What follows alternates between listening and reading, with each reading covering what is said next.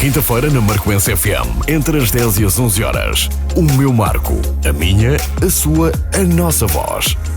O meu Marco, porque conhecer a nossa terra é mala mais. Bem-vindos ao meu Marco, como habitualmente acontece às quintas-feiras, entre as 10 e as 11 e com reposição entre as 19 e as 20. O tema do meu Marco hoje é De Volta à Praça e a Câmara Municipal do Marco de Canaveses, em parceria com a CIM do Tâmega e Sousa e o Coliseu do Porto e o Teatro Nacional São João, vão promover 3 espetáculos de teatro e circo contemporâneo. Dia 11 de setembro, sábado às 15 horas, no Emergente Oficina de Marionetes. Dia 11 às 21 horas, no Jardim Municipal, Circo Coliseu do Porto, AGAs, e dia 12, domingo, às 18 horas, na Alameda Dr. Miranda da Rocha, teatro com o tema Rasto de Erva Daninha. Este projeto é financiado pelo Norte 2020, através da Candidatura Património Cultural, Programação Cultural em Rede, intitulada De Volta à Praça, e vai percorrer várias cidades do norte do país. E no Marco de Canaveses realiza-se, então, nas datas 11 e 12 de setembro. Para nos falar do evento, temos connosco, via telefone, Mónica Guerreiro, presidente do Coliseu do Porto. Muito obrigada pelo interesse também. Muito bem. E então eu começava por lhe perguntar se nos pudesse contextualizar um pouco sobre este projeto e como é que vai decorrer e quais são as entidades também envolvidas. Ora, muito bem. O Coliseu Português uniu-se aqui ao Teatro Nacional São João, que por sua vez convidou 2 companhias da região norte, a Erva Daninha, é uma companhia que se especializa no novo circo, e a Família Dentada, que é uma teatro, média, para em conjunto imaginarem vários espetáculos que pudessem itinerar durante os meses do verão, julho, agosto e setembro, por diversos municípios da região norte. Chegaremos ao Marco em setembro, no fim de semana de 11 e 12, no qual se apresentarão 2 espetáculos e uma oficina. A oficina também é aberta a crianças e jovens, como aliás também são os espetáculos, mas na oficina é um bocadinho um lado mais prático, porque as crianças e jovens poderão também participar na feitura, de facto, de apetrechos e adereços para espetáculos da área do malabarismo e das marionetas. E, portanto, há aqui uma união entre o circo e o teatro que nos parece que vai ser muito interessante.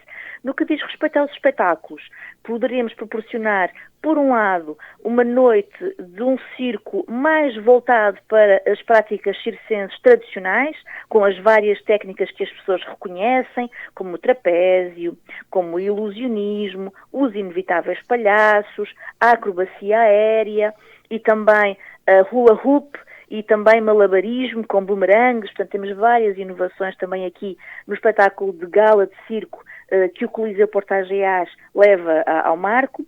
E, por outro lado, o espetáculo Rasto de Erva Daninha, que é um espetáculo que acontece com 2 intérpretes, também eles acrobatas, em torno de um pequeno trator, e, portanto, é um espetáculo completamente diferente daquilo que é habitual as pessoas verem associado ao circo, mas que está ligado a uma estética mais moderna, mas com as mesmas técnicas físicas e o mesmo virtuosismo que nós associamos à acrobacia do circo.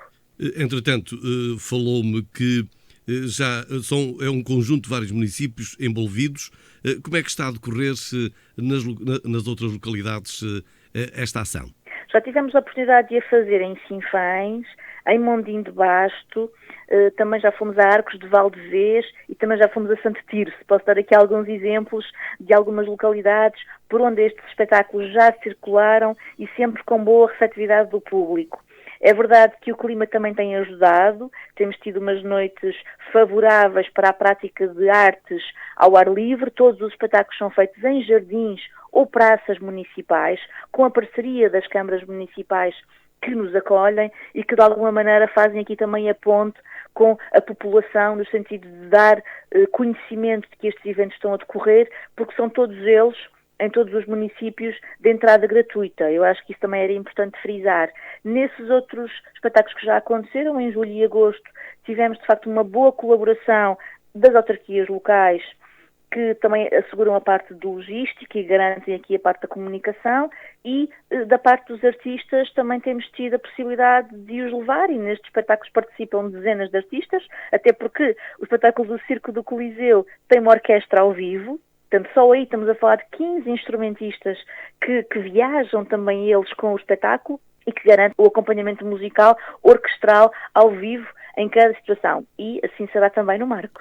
Entretanto, esses artistas já andavam com bastante ansiedade para mostrar a sua arte, e a receptividade do público também teria naturalmente a mesma sede, certo? Já. É um regresso aos palcos muito ansiado, muito desejado, porque nós passámos por muitos meses de confinamento e mesmo depois da reabertura de uma série de serviços essenciais, a verdade é que as artes ao vivo continuam com dificuldades para poderem retomar a sua normalidade. E foi por isso também que da parte do Coliseu e do Teatro Nacional de São João houve a vontade de promover este projeto especificamente ao ar livre, porque isso é mais convidativo em tempos de Covid, porque as pessoas ficam obviamente muito mais à vontade estando num ambiente com esse tipo de liberdade. Fazemos todas as medidas de distanciamento, saídas ordenadas, circuitos separados, higienização das mãos, e portanto há todas as condições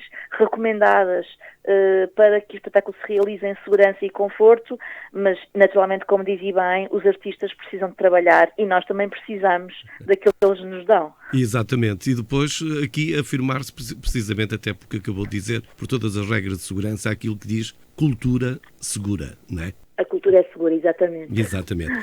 Em Marco de Canaveses, já me foi falando um bocadinho do que é que são os espetáculos, e no Marco não vai ser diferente, dia 11 e 12 de setembro. Não quero falar mais um bocadinho concretamente no que vai acontecer nestes espetáculos aqui na cidade do Marco? Claro que sim.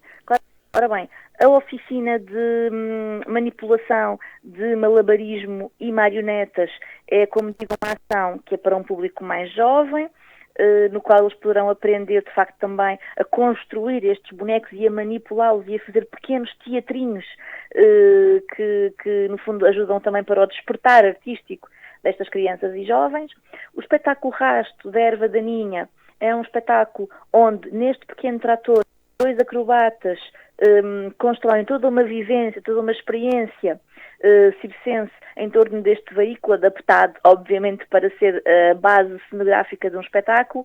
E no Circo do Coliseu do Porto, que é um espetáculo de uma maior dimensão, em que envolve várias dezenas de artistas, todos eles, no fundo, quando sobem ao palco, fazem aquilo e mostram aquilo que é a sua especialidade em termos circenses, não é? Dominam cada um deles uma técnica circense com imenso virtuosismo, trabalham toda uma vida, não é? Para chegarem àquele ponto de virtuosismo. Nós teremos inclusivamente artistas no Coliseu Porto AGEAs, que agora vai às várias localidades e que agora se apresentará no Marco, artistas detentores de recordes do Guinness.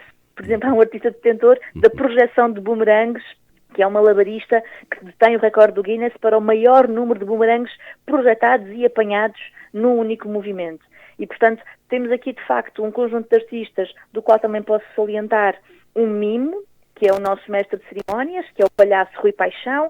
Temos outros artistas também oriundos da região norte, e, portanto, houve aqui também um esforço da parte do Coliseu no sentido de trazer para palco artistas, como dizíamos há pouco, que estão com dificuldades em trabalhar, e procurámos privilegiar artistas locais, portugueses, ou que residem em Portugal, e portanto aqui um lado também de apoiar o nosso setor cultural e estarmos do lado deste setor que está a atravessar por dificuldades. Portanto, procurámos um que é tradicional e que tem todo o lado que as pessoas reconhecem que estão à espera, mas que ao mesmo tempo é um circo totalmente surpreendente e que vai ajudar as pessoas a se reencontrarem com esta forma de arte, que durante muito tempo não foi possível assistir ao vivo, e que desta maneira chega mais perto das pessoas, porque as pessoas não precisam de ver o Coliseu.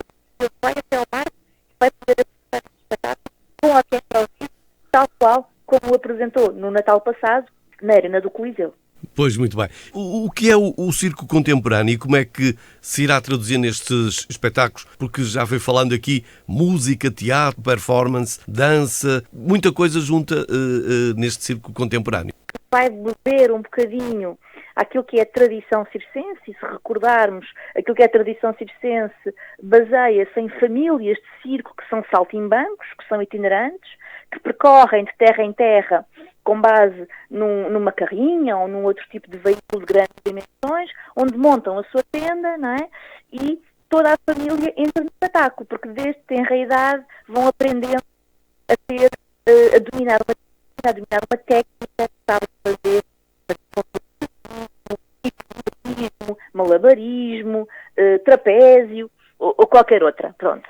Aqui, o circo contemporâneo tem um pouco disso também, dessa tradição e dessas famílias de circo, mas tem também a vontade de fazer um storytelling, contar uma história, haver uma narrativa que no fundo depois convoca essas diferentes técnicas para contribuir, para criar um sentido que envolve o público nesse contar dessa história. É isso que caracteriza um bocadinho este circo contemporâneo, vai buscar o mesmo tipo de fisicalidade, o mesmo tipo de entrega corporal de extrema dificuldade, portanto estamos a falar de artistas que fazem coisas que nós, comuns mortais, não conseguimos fazer, não é?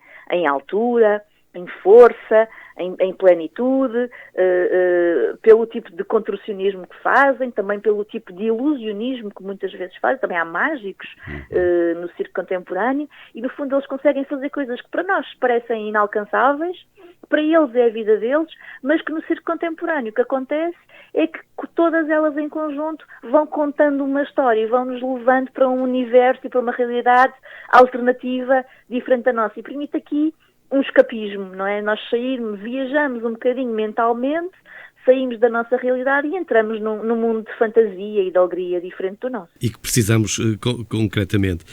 Estes espetáculos foram criados de raiz para este projeto de programação cultural de rede, certo? É verdade, criados ou adaptados. Por exemplo, o Rasto foi criado especificamente para este projeto de circulação cultural em rede, porque era um espetáculo que já estava imaginado, em coprodução com o Teatro Nacional de São João. O Teatro São João está em obras, por ocasião do seu centenário, e, portanto, ele vai para a estrada para ir ao encontro dos seus públicos. O Circo do Coliseu Porto Geás é uma adaptação com alguns dos artistas em comum e com a mesma banda sonora, digamos assim, a música que é tocada pela orquestra vai beber aquilo que era o espetáculo que nós apresentámos no Coliseu de Porto no Natal de 2020, no Natal passado. E, portanto, fizemos aqui uma adaptação para a estrada. Naturalmente, dentro de sala, o espetáculo tem uma natureza e fora tem que ter outra, porque há muitos números que não se conseguem fazer no espaço público da mesma forma. Têm que ser adaptados com pórticos, com aparatos, para haver uma suspensão em altura, por exemplo, da mesma maneira como acontece numa sala de espetáculo. E, portanto, houve aqui estas adaptações e conseguimos transformar um bocadinho um objeto que já existia com uma nova vertente para poder circular nestes municípios. Mónica Guerreiro, que relação existe entre estes eventos e o património das localidades envolvidas? A relação é total. Digamos que estes eventos promovem o convívio e a adesão dos públicos à sua vivência naquilo que é o contexto que muitas vezes, com o frenesim do dia-a-dia, do cotidiano, nós nos esquecemos que estamos rodeados de um património riquíssimo, quer do ponto de vista arquitetónico, construído, quer do ponto de vista natural. E, portanto, nós precisamos, de facto, de ter iniciativas que nos ajudem a valorizar o contexto patrimonial que muitas destas cidades e destas aldeias e destas vilas já têm, mas que está, digamos assim, entre aspas, adormecido. É um capital que está adormecido. E, portanto, estes projetos recentram a atenção da população e também das autoridades e dos nossos governantes para esse património, de forma a valorizá-lo, a criar interesse e, por sua vez, também a gerar toda uma economia que vai ser mobilizada pela existência de espetáculos. Porque trabalha a hotelaria, porque trabalha a restauração, porque trabalham os transportes, porque está todo um setor que beneficia do setor cultural e que é movimentado e que é também beneficiado de cada vez que há um espetáculo. E essa geração de valor permite, de facto, depois às cidades e às aldeias e às vilas potenciarem o seu desenvolvimento económico, mas, acima de tudo, o seu desenvolvimento cultural e, portanto, valorizarem aquilo que é o seu capital cultural e que muitas vezes, em termos patrimoniais, está um pouco às vezes abandonado, nós não damos valor, visitámos uma vez em criança, nunca mais lá voltámos. É muito importante, de facto, continuarmos a apresentar às novas gerações aquilo que é o património que conta a história do que fomos e do que continuaremos a ser. Exatamente, e depois também tem uma outra vertente, que é despertar às vezes, para algumas pessoas um bocadinho mais adormecidas, até levá-las possivelmente, uma vez que agora vem o Coliseu ao Marco e estas localidades vizinhas ao Marco, por onde tem passado, mas poderá ser no futuro também as pessoas do Marco irem ao Coliseu. Com certeza, o Coliseu é o Coliseu de todo o Norte. De todo o Norte, sim, a várias salas. Claro que sim, porque o Coliseu, apesar de se chamar do Porto, o que acontece na realidade é que é o único Coliseu a norte do Tejo e, portanto, além do de Lisboa, que está logo ali, não é? Nós complementamos para toda a região centro e norte uma sala de espetáculos com uma capacidade muito significativa. O Coliseu acolhe 4.000 espectadores neste momento e temos toda a vontade e todo o interesse em que, uma vez levantadas as restrições que condicionam a atividade também das salas, nesta altura, e por isso também nos levou a ir para fora de portas, acolher o público de toda a região norte que aqui encontra também oportunidades para cultura, alegria, entretenimento e, por que não, também aqui as suas práticas de lazer. Não obstante, faz também sentido haver este movimento contrário, que é o Coliseu também se dar a conhecer pelas várias terras. Exatamente. Como a pandemia, já fomos falando aqui, abordando ao de leve, mas, Mónica Guerreiro, como é que a pandemia tem vindo a afetar o setor da cultura? É um grande impacto. É um impacto que em 2020 e 2021 paralisou totalmente o setor em grande parte daquilo que eram as suas iniciativas. Serão anos que nós não vamos esquecer mais, porque nunca se imaginou que algo assim pudesse, a nível global, vir a ter lugar e que, no aspecto das artes ao vivo e das artes do espetáculo, foi verdadeiramente demolidor, porque, na realidade, houve setores, se calhar, da cultura que não foram tão atacados, digamos assim, ou porque se baseiam em experiências à distância, ou porque se baseiam no tipo de realidade cultural que não depende da copresença de artistas e público no mesmo espaço. As artes do espetáculo vivem precisamente dessa presença e vivem dessa experiência, que não pode nunca ser substituída por regimes de visionamento à distância. Pode complementar, se não houver outra hipótese, mas ela vive efetivamente dessa relação que se estabelece ao vivo. Essa energia que se estabelece ao vivo, durante muitos meses, esteve completamente impossibilitada e quando houve alguma reabertura e alguma retoma, é muito lentamente, porque como uma pandemia, como o nome indica, a nível global, todos os artistas que baseavam o seu contacto com o público em digressões continentais, intercontinentais, pararam. E, portanto, há muito poucos artistas, de facto, em circulação, em digressão. Estas salas têm muita dificuldade em conseguir retomar o seu calendário de espetáculos regular. E para o lado dos técnicos, por exemplo, que também vivem da ocorrência de espetáculos, porque são eles que dão todo o suporte audiovisual e, portanto, que garantem que se ouve, que se vê, que há vídeo, que há luz, etc., também ficam sem trabalho, porque vivem precisamente da economia que é gerada pelos espetáculos. Nessa medida, a pandemia afetou grandemente aquilo que é a possibilidade de tirar rendibilidade e de fazer um modo de vida por parte destes profissionais, artistas e técnicos, e para o lado das salas foi também muito penalizador. Esperemos agora começar a ver uma luz ao fundo do túnel. Exatamente, até porque ao não se fazer espetáculos, e ainda esta semana era o dia do artista, não é? Que se comemorava, ao não se poder fazer espetáculos, a própria sala em si do Coliseu continua a ter as suas despesas, não é? Também foi muito mal, não só para os artistas. Claro. Uma sala com 5.000 metros quadrados de dimensão e com toda uma infraestrutura montada tem sempre que ser mantida, não é? Nós não fechamos a porta e vamos todos para casa, não se consegue efetivamente fazer algo assim, porque é um edifício classificado, tem que ter segurança, tem que ter todo um conjunto de infraestruturas que não podem simplesmente deixar de acontecer. E nós, desde que foi possível reabrir, que em 2020 foi em junho, em 2021 foi em abril, quando se foi permitido às salas voltarem a trabalhar, nós fizemos logo questão, no primeiro dia, de estarmos de porta aberta, com a bilheteira a funcionar, a atender o público, com o calendário de espetáculos pequeno e tímido ainda, mas já anunciado e já comunicado, e com alguns eventos a decorrer. Procurámos mesmo que assim fosse, porque também temos que dar o sinal, não é? E também temos que dar o pontapé de saída. Arregaçar as mangas, Exatamente. Sim, e dar esse sinal de que já é possível, portanto, novos espetáculos podem vir e ser criados, e naturalmente nesta fase ainda muito baseados em artistas portugueses,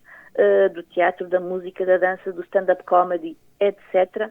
Mas temos, de facto, um bocadinho essa missão, eu acho, essa responsabilidade social de também não desprover o público completamente da sua experiência e das suas práticas de lazer, e proporcionar alguns espetáculos.